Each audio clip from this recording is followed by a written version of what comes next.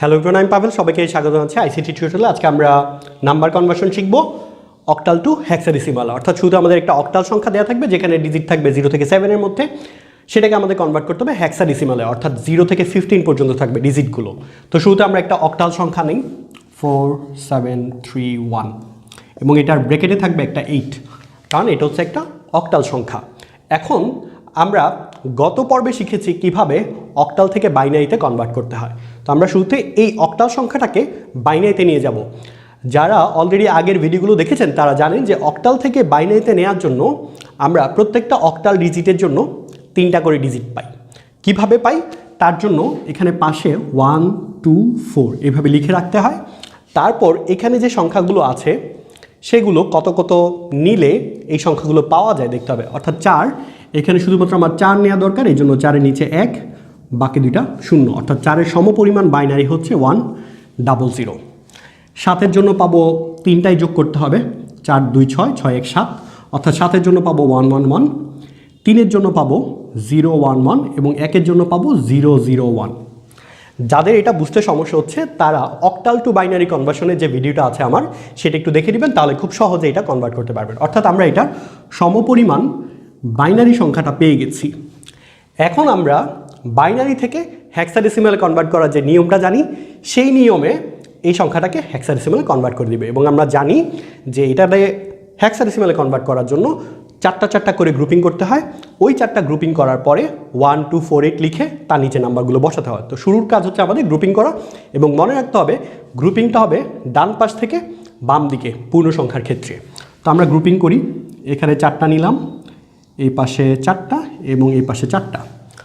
তাহলে এই 4টা মিলে একটা হেক্সাডেসিমাল পাবো, এই 4টা মিলে একটা হেক্সাডেসিমাল এবং এই 4টা মিলে একটা হেক্সাডেসিমাল পাবো। এই মানগুলো কি হবে সেটা দেখার জন্য আমি 1 2 4 8 লিখে রাখবো। 1001 এটা নিচে বসাই, 8-এর নিচে আছে 1, 1-এর নিচে আছে 1, তাহলে 8 এবং 1 যোগ করলে হয় 9। তার মানে এটা সমপরিমাণ হেক্সাডেসিমাল হচ্ছে 9। তারপর আছে 1101, 8 আর 4 12, 12 একে 13, 13-এর ইকুইভ্যালেন্ট হেক্সাডেসিমাল হচ্ছে ডি, তাহলে এখানে হবে ডি। তারপরে আছে আবার 1001 এবং একটু আগেই করেছি 1001 মানে হচ্ছে 9। তাহলে এই সংখ্যাটার সমপরিমাণ হেক্সাডেসিমাল হচ্ছে 9D9। যারা বাইনারি থেকে হেক্সাডেসিমাল পারেন না, এটারও একটা ভিডিও আছে আমার প্লেলিস্টের মধ্যেই পাবেন, সার্চ করলে, যে কিভাবে বাইনারি থেকে হেক্সাডেসিমালে কনভার্ট করতে হয়। সেই কনসেপ্ট থেকে খুব সহজেই আপনারা এটাতে হেক্সাডেসিমালে কনভার্ট করতে পারবেন। অর্থাৎ 4731 এই অক্টাল সংখ্যাটা সমপরিমাণ হেক্সাডেসিমাল হচ্ছে 9D9। আর গ্রুপিংটা কেন ডান থেকে বামে করেছি সেটা আগের ভিডিওগুলোতে আলোচনা করেছি, এবং এটা বোঝার জন্য আরও কিছু এক্সাম্পল সলভ করি, তাহলে কনসেপ্টটা ক্লিয়ার হবে কেন আমরা ডান থেকে বামে গ্রুপিং করব। আমরা আরেকটা অক্টাল সংখ্যা নিলাম 563। তো আমাদের প্রথম কাজ এটাকে বাইনারিতে কনভার্ট করা, এই জন্য আমরা 1 2 4 নিয়ে নিব। যারা এটা বেশ কয়েকবার প্র্যাকটিস করেছেন এইখানে বসানো ছাড়া মুখে মুখেই করতে পারবেন, কারণ 5 মানে হচ্ছে 4-এর নিচে 1 এবং 1-এর নিচে 1, অর্থাৎ 101, এটা হবে 5। 6 হবে 4 এবং 2-এর নিচে 1 হলে 6, অর্থাৎ 110, এবং 3 মানে হচ্ছে 2 আর 1-এ 3, তাহলে হচ্ছে 011। এবার এটা ব্র্যাকেটে একটা 2 দিয়ে দিলাম, কারণ এটা হচ্ছে এটা সমপরিমাণ বাইনারি সংখ্যা। এবার গ্রুপিংটা আমরা ডান থেকে যদি করি, এখানে আছে 4টা, এখানে 4টা, আর এখানে থাকে 1টা।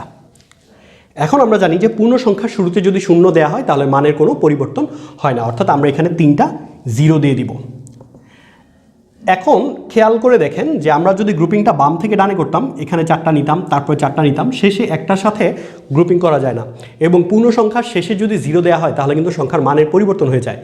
চিন্তা করে দেখেন, 5-এর পরে যদি একটা 0 দিই আমি, এটা হয়ে যায় 50, কিন্তু 5-এর আগে যদি 0 দিই তাহলে হবে 05, অর্থাৎ মানে কোনো পরিবর্তন হচ্ছে না। এই জন্য আমরা গ্রুপিংটা ডান থেকে বাম দিকে করি, এবং সামনে হচ্ছে 3টা 0 দিয়ে 4টা মিলাবো। নেক্সট কাজ হচ্ছে আবার আগের মতো 1 2 4 8 দিব, তারপরে হচ্ছে এই মানগুলো 0001, তার মানে শুধু 1-এর নিচে 1, এটার ইকুইভ্যালেন্ট ভ্যালু আসবে 1, 0111, 4 2 6, 6 1 7, তাহলে 17, তারপর আসছে 0011, তার মানে 2 আর 1-এ 3, তাহলে অ্যান্সার হবে 173, অর্থাৎ এটার সমপরিমাণ হেক্সাডেসিমাল সংখ্যা হচ্ছে 173।